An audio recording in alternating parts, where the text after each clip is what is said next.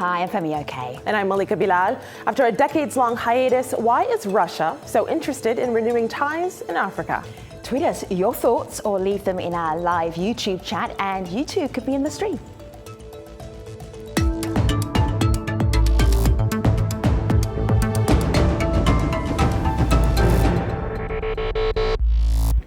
In the days of the Soviet Union, the Kremlin maintained strong ties with African nations, but the collapse of the Soviet Union in the 1990s caused Russia to retreat inward. Now it appears ready to once again establish close relationships on the continent. In recent months, Russia has built military partnerships with Uganda, Democratic Republic of Congo, and the Central African Republic. The Kremlin has also shipped arms to Cameroon and has announced plans to build a nuclear power plant in Sudan. For some African countries, the attention from Moscow is tempting. So how will this situation develop? And what does Russia want out of it? Joining us to discuss this in Moscow, Olga Kolkova. She's a senior research fellow at the Institute for African Studies of the Russian Academy of Sciences. In New York, Ronak Golpadas. He's a director at Signal Risk, an exclusively African risk advisory firm. Also in New York, Abdi Latif Daher. He's a Nairobi-based reporter with Quartz Africa. And here in our studio, Paul Stronsky. He's a senior fellow with the Carnegie Endowment for International Peace, working in the Russia and Eurasia program. Welcome everyone to the stream. Good to have you here. This is a topic that resonates very well with our audience online. And so I want to start with this tweet from Samuel, who gives us a little history lesson, abridged. He says, Russia systematically sought to restore the positions that Moscow lost after the fall of the Soviet Union and the turbulent decade that followed. So Abdi, he explains why we see Russia on the African continent now. But from your point of view, your perspective, why do you think they're there? Thank you, Malika. I think definitely there are references to Russia having historic relations with the continent, whether in the Soviet era or before that. But we've been seeing this market interest specifically over the last year because of the changing geopolitical dynamics, I think, in the continent. Africa, is both searching for and being courted by new strategic partners. And I think another reason why Russia is very much interested in the region is because what we've seen with the drawdown in terms of engagement within the continent from the U.S. Administration and other Western, states who. There you go. Abdi is in Nairobi right now, hoping that we will reconnect. Oh, he's in New. Do you know what? He's from Nairobi. He's in New York, and I was waiting for that connection to actually kick back in. Abdi, can you just pick up where you left off, because you froze for a second? Go ahead. Yes, what I was saying is also the reason why Russia was interested in this is because in the continent is the drawdown that we're seeing from either the United States or from other Western states, and also for Russia itself, the diplomatic isolation. One reason is a threat of isolation from Europe and the U.S. of Moscow's policies in Syria, and before that in Ukraine and Crimea. So this has pushed the Kremlin to seek African allies, not least also for their votes at the UN General Assembly. And I think the last point is also because of the relations with China, China's deepening reach within the continent.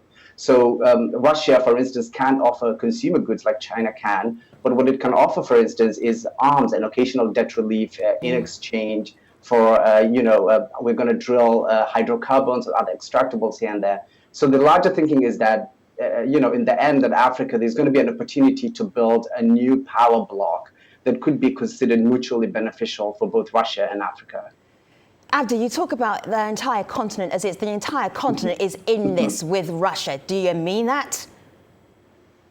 No, it's definitely not. It's what we've been seeing specifically is China engaging countries, that are either dissatisfied with their relations with the West, countries like Sudan, Zimbabwe, and Central African Republic. We're also seeing Russia engaging countries where there's political change. For instance, if you look at the Horn of Africa and China recently saying that, Russia, is recently saying that they were going to establish a logistics base in Eritrea. That is a very significant development because of what's been happening in the Horn of Africa. Prime Minister Abiy Ahmed coming into power, extending the thaw of relations between Ethiopia and Eritrea Djibouti, Somalia, and sure. And yes.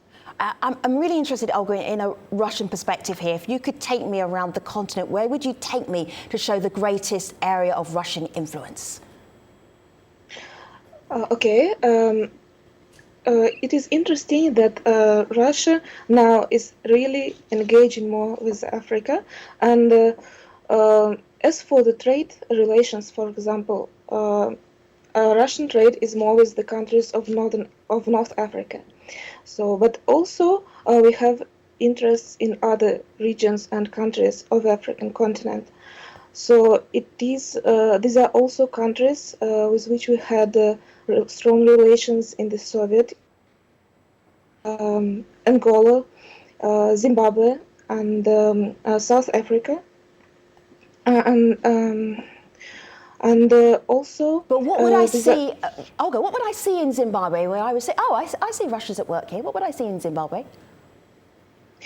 In Zimbabwe, Russia is interested in mining, in the mining sector. Mm-hmm. So there are platinum resources in which Russia is greatly interested. It's like Darwindale deposits of platinum, and this is a project in which Russian corporation Rostec and National Bank is interested. Okay, so Olga, earlier on this year, the Russian Foreign Minister Sergei Lavrov visited a number of different countries on the continent. One of them was Zimbabwe, and this is what the Zimbabwean Foreign Minister Sibusiso Moyo had to say about this relationship with Russia. Have a listen. It is the desire of Zimbabweans that we can benefit out of the technology which the Russians are quite competent in, so that we can also develop in terms of upgrading through the special economic zones, for example, which have just been asked, so that we can industrialize, value add, and then create value in what we do. Paul, that was very upbeat there from the Foreign Minister of Zimbabwe. He sounded positively excited. He did, and I think it'll be very interesting to see what happens in the long term between Zimbabwe and Russia. There's a lot of promises that have been made, but what we see in a lot of Russian engagement with Africa is lots of exciting deals are signed, and then if you look 2-3 years down the road, not all of them come to fruition. So, from when I look at Zimbabwe, I see basically mining. I don't see a whole lot of technology coming from Russia. I see much more sort of extractives and that type of industries. I also see sort of a partner in sort of a political partner for Russia, sort of globally. I mean, the Zimbabwe has at times in the past backed Russia at the UN, and I think Russia is trying to sort of keep that, with the political change that we've seen in Zimbabwe over the past few years, to try and sort of solidify that partnership moving forward. One of the biggest parts of this partnership that our community is pointing out is arms. This is live on YouTube. This is Road who writes in. Putin is going to use Russian military weapons as currency to buy Africa. There's a lot of skepticism here online, but we also got a video comment from someone who has some specific examples of what that currency might look like. This is Salam Salman. She's a multimedia digital journalist at BOA, the Africa division, and here's what she told the stream. Russia is making a comeback with big announcements on the continent. One of the latest expansions is with Eritrea, forging a security relationship last month with Moscow, when Moscow announced to build a logistics center on the Red Sea coast. This is the latest effort to forge alliances with countries in Africa, following multiple trips to the continent this year by its foreign minister, Sergei Lavrov, to discuss military, economic, and diplomatic partnerships. These partnerships have historically centered on arms deals, arms sales, with documented deals between Russia and at least 30 African countries. Between 1990 and 2017, Russia and Egypt, for example, engaged in nearly 30 arms deals. So Ronak, she just gave us a few examples there, but what do you make of those deals? Is this part of a new world global order that we're looking at? Yeah, so I think the interesting thing is, what is Russia's strategy in Africa going to be? So relative to the last time that they were in Africa, the economic power has diminished. They don't have the same scale as they did with the Soviet Union. So they're going to have to play clever. And I think the approach is going to be more of one around energy diplomacy and hard power. So that speaks to things like exploration rights in hydrocarbons. It speaks to things like nuclear power, and it speaks to armament supplies and sales. And we're seeing gradual efforts in those arenas. I think, taking a step back, there is a shift in global geopolitics, right? So in 2016, we had Brexit, we had the election of Donald Trump, and we saw a more insular approach from the Western world.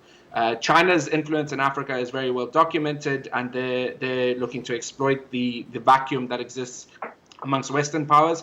And now, given kind of Vladimir Putin's global agenda and the fact that he wants to reassert Russia as a global player again, Africa is emerging as another arena, and they don't want to miss out on the scramble again. I'm looking here, Guess, at a posting here from the Nile Post. Russia cancels all debts of African countries in excess of $20 billion. Paul, that is significant. It is a significant amount of debt relief that we've seen Africa do, and I've even seen figures that are even larger than that over the last couple of years. But I think just to give a little scale, if you look at sort of Chinese commercial loans to Africa over that same period, I believe it's around $86 billion. So I think this sort of highlights a problem that Russia is having in that it's having difficulty competing with China. When Russia left the continent 20 years ago, it was one of the big players there. It disengaged for about 20 years, and it's having a sort of unwelcome realization that it has much less influence than it did before, and it's trying to play catch up. And it doesn't have the same economic power that it did in the past. So I think that's one reason why you see arms sales. It's one thing that Russia is very good at, and it's something that is very attractive to many African countries. And all of it begs the question, how do citizens of some of these nations feel, and their leaders? This is someone who wrote in on YouTube. How do the African leaders and people see the influence of Russia? They also add in China, but let's focus here on Russia. When it comes to investment, is it good or bad, as in a new form of colonization? Abdi, I'll give this one to you. I think much like the relationship, the China-Africa relationship within the continent, we should be alive to the opportunities and pitfalls of this, and also view Russia's interests within the continent within a broader geostrategic context. That should be my opinion, because I feel like, yes, there's the idea of neocolonization from quote unquote from China. There's the talk of a new scramble for Africa, right? And African policymakers should exploit this renewed attention in an advantageous manner, rather than falling victim to geopolitical chess. I mean, we already know about the Russian nuclear deal in South Africa, which has been shrouded in controversy. We do know about Mozambique, for instance, and the Russian lender VTB involved in a multi-billion-dollar debt scandal there. So there is a lot of opportunities for African governments who are looking to create opportunities, to create economic growth, to look for political support from, whether it's Russia or China or other countries. But we also have to be cognizant of the problems that might arise from some of these deals. If I can come in there, yeah, guys? Go ahead. Yeah, please. Yeah, so I think the issue here is that there's a tendency to paint Russian and Chinese engagement as evil relative to Western engagement, and I think what that does is it often absolves. But who paints that as evil? Who's saying it's evil? So, I mean, the terms and conditions that come with Russian and Chinese engagement in the Western media in particular, the allegations that it's bad for a country, that it's not good for the quality of the growth, and there are all these shady deals which don't have transparency.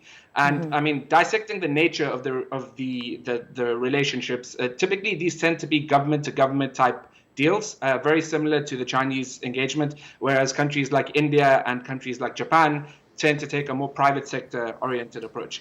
I think, this narrative, what it doesn't focus on is African agency. And who do we blame if countries get into dodgy deals, they mortgage their sovereignty, and they give up huge concessions and the likes to partners who are willing to not ask questions effectively. So the accountability piece is one that I think needs greater scrutiny, whether that's through the media, civil society, through better leadership from African are you governments. seeing that? Are you seeing accountability? Are you seeing strategic deals being done on the continent with Russia because Africa has the minerals? You've got the minerals, you've got the resources.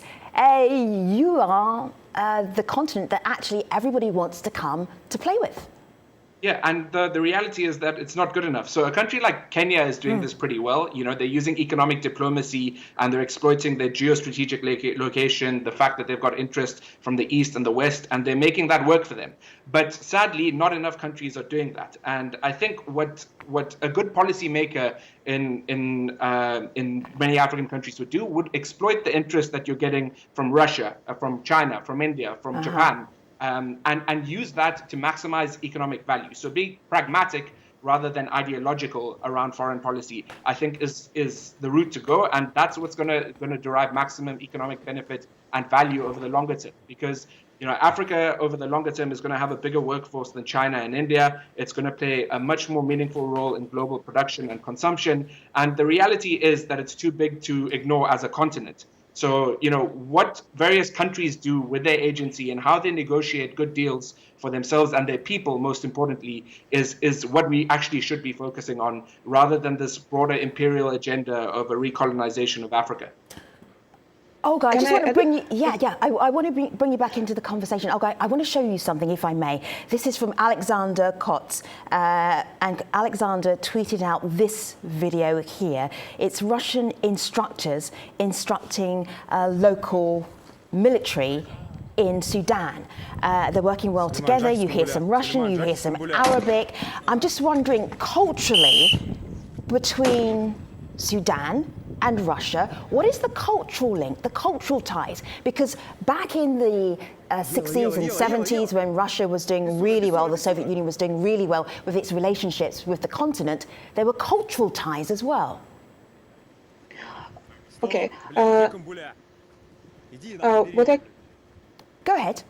What I can say is that, of course, Russia tries to develop cultural ties with Africa. In the Soviet era, probably the cultural ties were much stronger, but we still try to develop them. And as for Sudan, I cannot say about cultural links exactly with Sudan, even though, for example, our institute develops cultural links, like we always celebrate national celebrations of different African countries. We invite ambassadors of different African countries to our institute. We organize a celebration. We organize conferences to discuss the topical problems of this or that country. And also our institute, for example, provides fresh research on this or that country and publishes books and articles. And also one of the areas of cultural cooperation between Russia and various African countries is that we provide stipends for African students, including Sudan also. Although in Soviet times we provided much more stipends for the African students, but still up to 15,000 African students are studying in Russia. Okay, now. so this is the soft power that we've been talking about a little bit earlier on.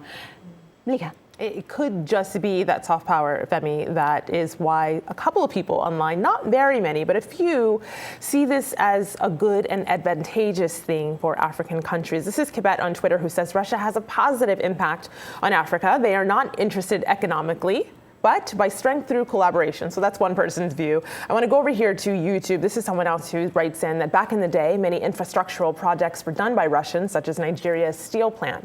China and Russia are not seen as these narcissistic Western countries that feel that they are owed. Interesting thoughts here, Paul. I wouldn't have thought of them myself. What do you make of them? That Russia is, and by some extent also China, are better, more benevolent than their Western counterparts? Well, I'm not sure I would agree with that statement exactly, but they do operate quite differently from the Western counterparts. In many ways, Russia is a little bit more transactional.